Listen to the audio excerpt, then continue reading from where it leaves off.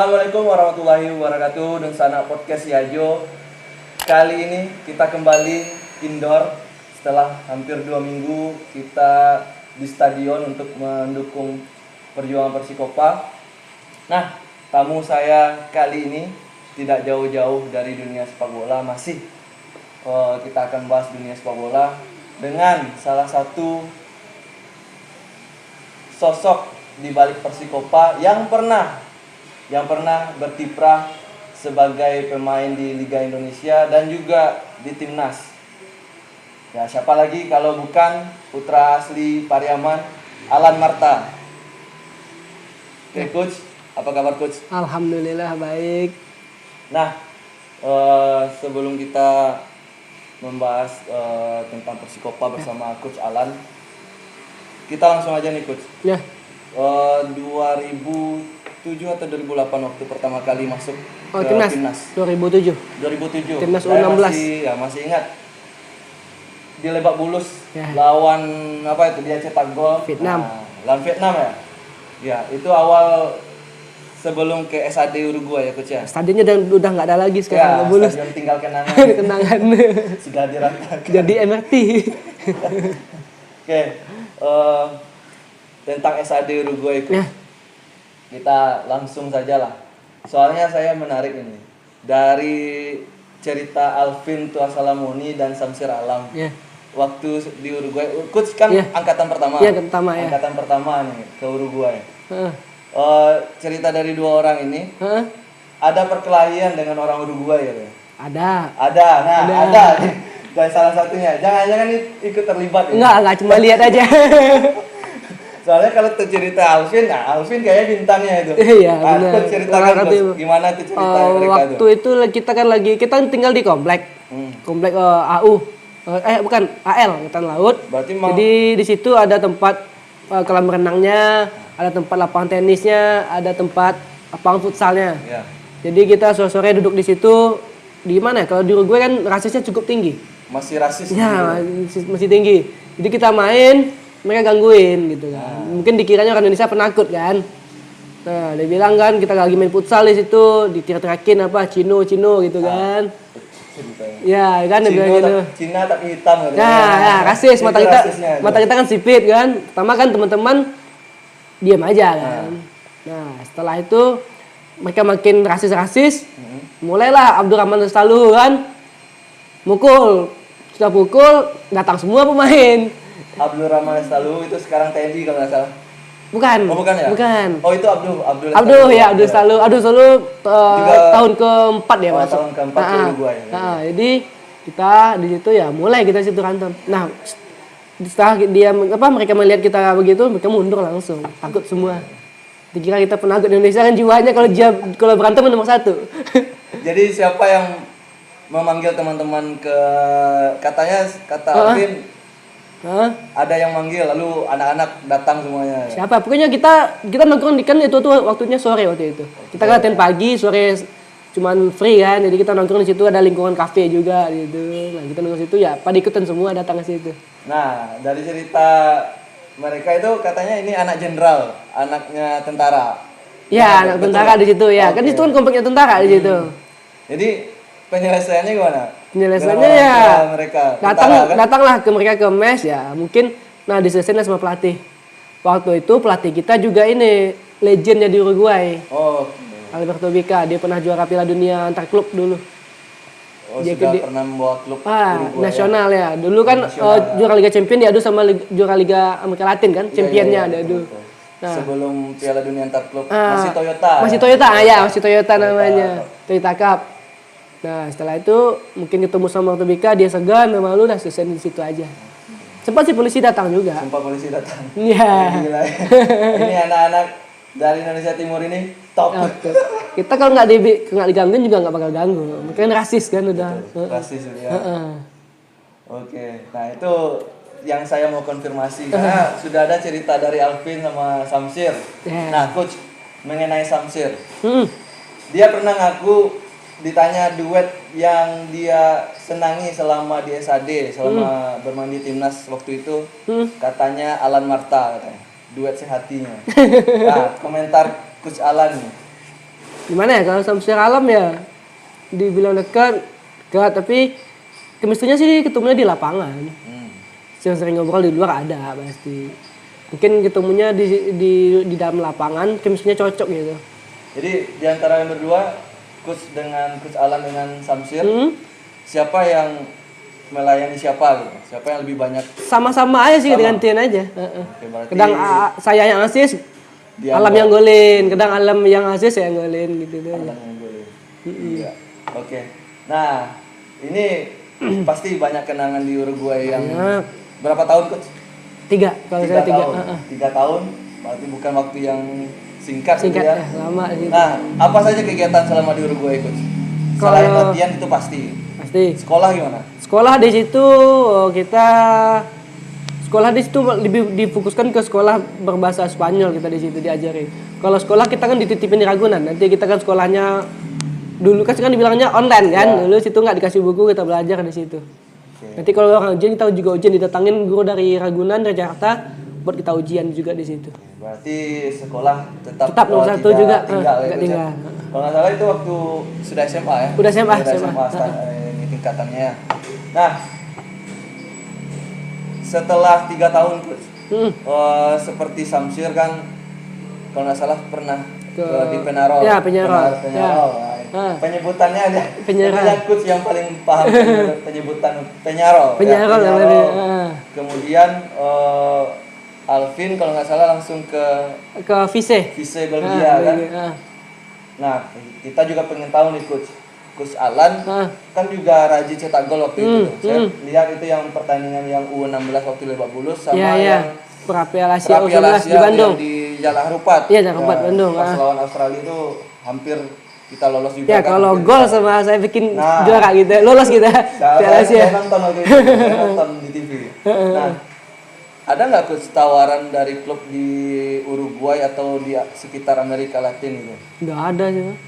Nggak ada. Coach Alan sendiri? Nggak tahu sih itu kalau kita di manajemen juga nggak ada. Nggak ada. Berarti, cuman nggak tahu di media-media juga nggak tahu sih.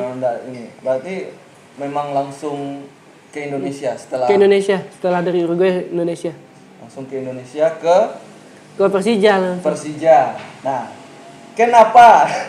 Ini pertanyaan sudah umum, tapi tetap saya tanyakan. Kenapa Persija padahal di sini juga ada Semen Padang. Silakan dijawab. Nah, ceritanya gini. Setelah saya pulang ke Uruguay, kan pulang ke sini. Jadi banyaklah kontak-kontakan sama klub-klub, sama pelatih-pelatih kan. Ya. Ada tawaran dari Persija, Persela juga ada waktu itu yang Coach Subangkit yang bawa saya waktu itu di timnas U16. Oh ya, yang waktu di Lebak Bulus itu. Ya, pelatihnya Subangkit ya. Kita kontak-kontakan. Terus ada juga Pelita Jaya kan, yang punya Pak Nirwan Maki kan, yang ngelola Uruguay kan Pak Nirwan juga. Kalau yang ke Uruguay, Pak Nirwan juga. Jadi memang dalam. Ada kontak-kontakan. Cuman saya sih lebih dekatnya waktu itu komunikasinya ke Persija karena di situ ada pelatih Coach RD Rahmat Darmawan dan senior saya di situ ada Octavianus. Iya, Octavianus. Nah, mantan Semen Padang ya. Udah mantan Semen Padang. Nah, ya, kan dia di Persija. Saya dulu masih zaman-zamannya BBM-an kan, chatting-chattingan kan sekarang WA kan. Chatting-chattingan. Semen Padang juga ada komunikasi waktu itu. Oh, berarti ada komunikasi. Ada komunikasi. Cuman enggak seintensnya Persija. Ada komunikasi sekarang, besoknya diam. Lagian kalau Persija intens terus kan. Nah, setelah komunikasi akhirnya Coach RD nyuruh datang ke Jakarta. Persija, Bang Okta juga udah nawarin, udah sini aja lah nih, bilang gitu kan. Hari ini saya udah beli tiket, besoknya berangkat.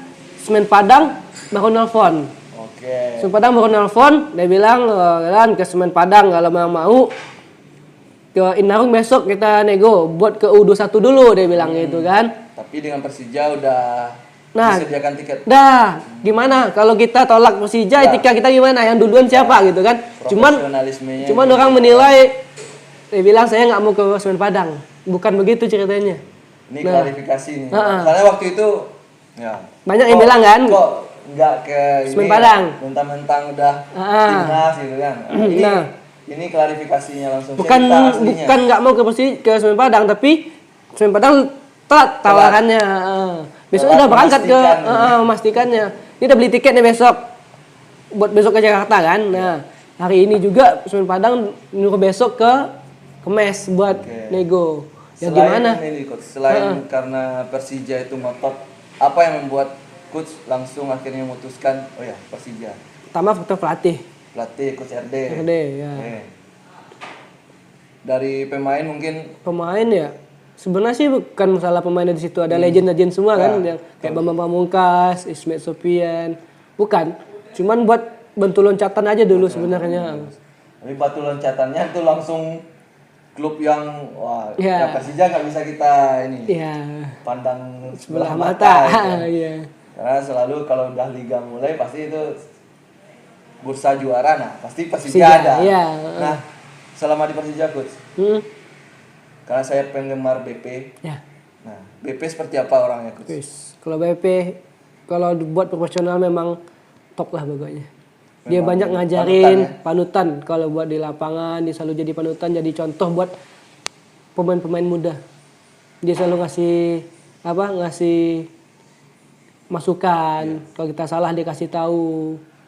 Kalau di luar lapangan ya kita gimana? Udah kayak berteman aja gitu, enjoy ngobrol sama dia. Berarti Welcome dia orangnya. Walaupun Dan udah bintang biasanya kita sekali dulu kan kita ngiranya kan pas dulu kan belum kenal, nah, ini pemain top nih mungkin ini nggak ya sama kita. Taunya enggak.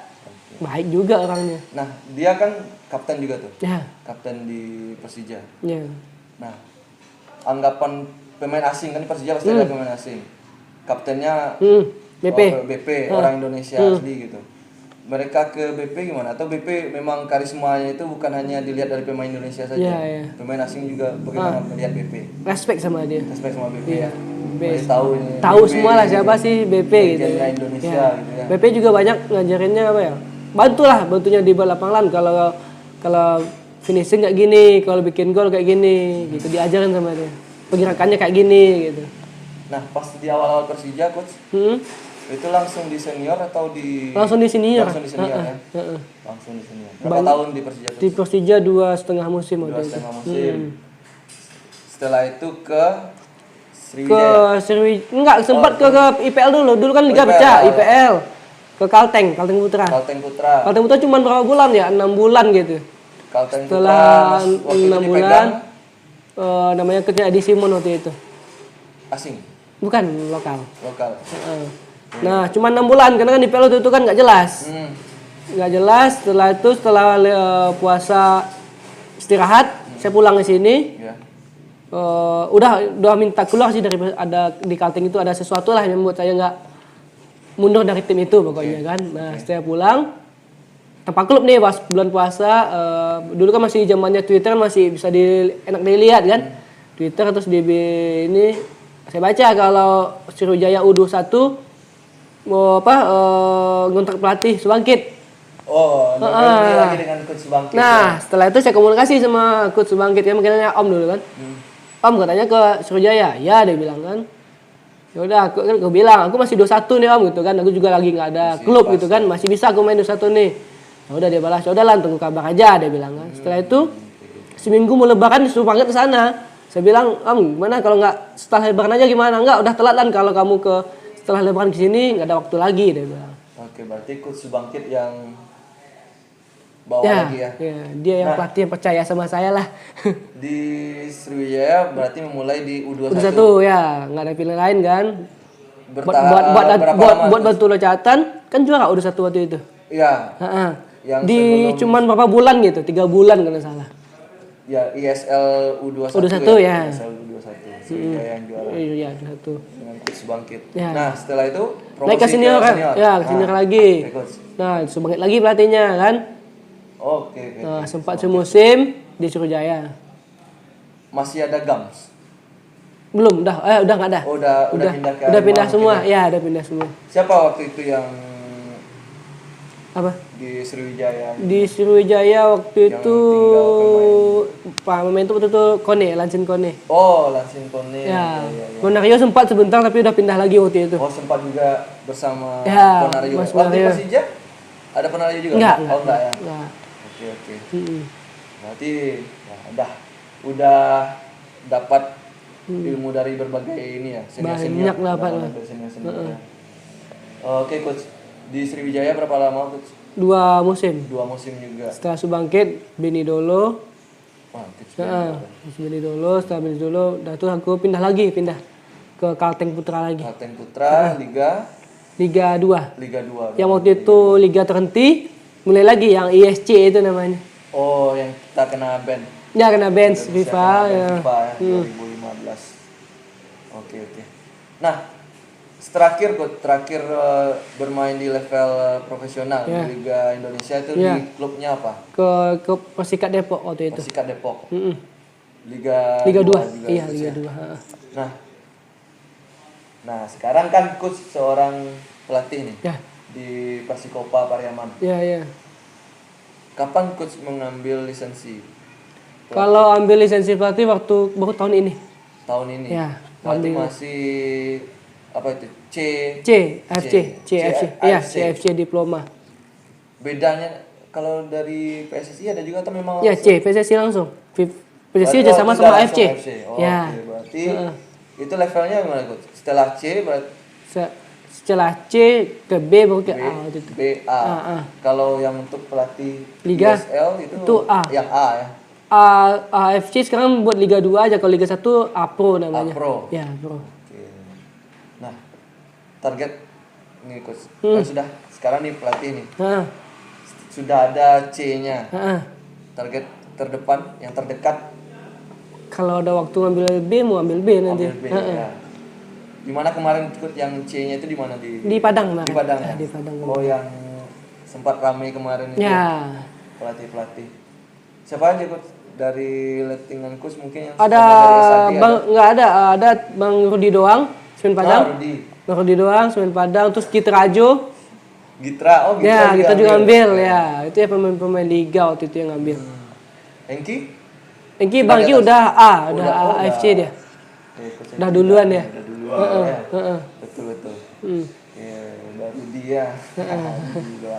Oke. Nah, sekarang coach sudah memegang Persikopa. Ya. Ini berarti yang turnamen Suratin kemarin itu pentas pertama sebagai head coach. Head coach ya pertama. Sebagai pelatih kepala ya coach ya. Iya. Perasaannya coach berada di bench dibanding gimana di ya? lapangan. Pertama-tama kemarin kan dulu juga udah pernah Persikopa 2018, 2019 juga jadi pelatih juga. Cuma itu kan belum punya lisensi. Cuma nganalin pengalaman aja kan. Di situ ada Bang Mas Riko, ada Putra yang punya lisensi dulu situ kan. Jadi aku duet sama mereka kan. Cuman yang kemarin udah jadi pelatih kepala, udah punya lisensi, beda rasanya. Ya, ada tegang ya. Rasanya ya. Ada gitu pertaruhan di situ kan. Pas lawan pertama lawan PS Gas kan pembukaan kan. Ya. Nah, di situ mulai ada rasa gugupnya.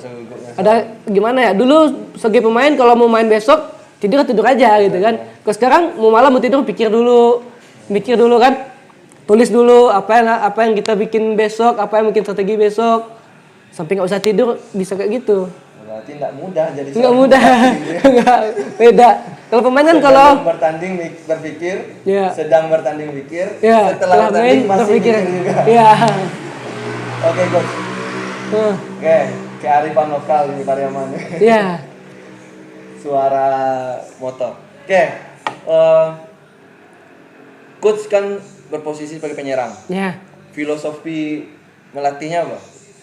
Saya kalau filosofi ya panutan saya contohnya ambilnya ke Pep Guardiola.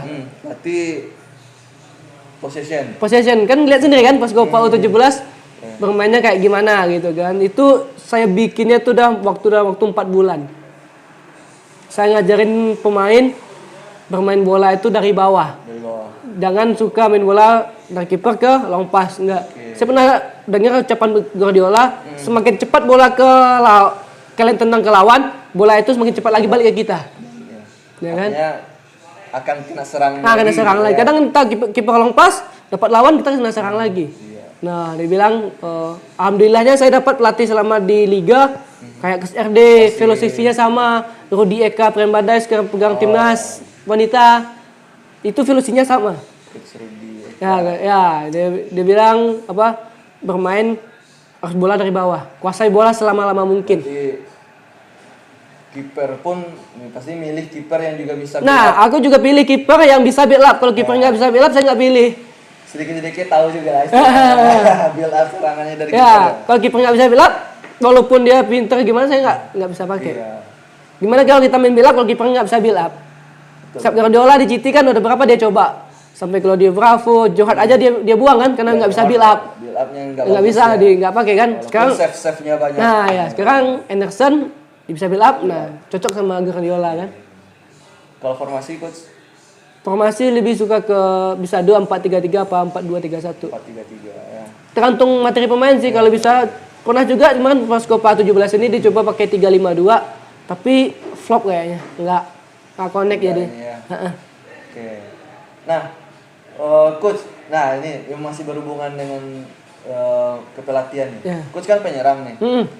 Mungkin kalau untuk latihan menyerang mungkin ini bisa ini aman lah gitu. Iya. Kalau bertahan gimana coach?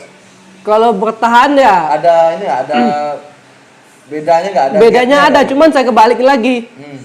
Kalau saya bilang ke back, kalau saya sebagai striker saya nggak suka diginiin. Kalau saya nggak suka kalau saya nggak suka di press gini. Makanya kalian lakukan begitu. Ya, kebalikannya. striker lawan gitu ya. Iya. Oke. Saya bilang kan, saya kan paling nggak suka kalau panggil coach sama si anak-anak itu nggak suka, paling abang. Saya bilang kan, abang kalau sebagai striker kalau abang diganggu sama stopper ini kayak gini, bang nggak suka, nggak betah gitu kan. Nah makanya kalian lakukan yang seperti ini, bilang gitu. Instruksi untuk para back ya. Oke, coach. Tentang Persikopa kita sekarang coach. Ya. Nah,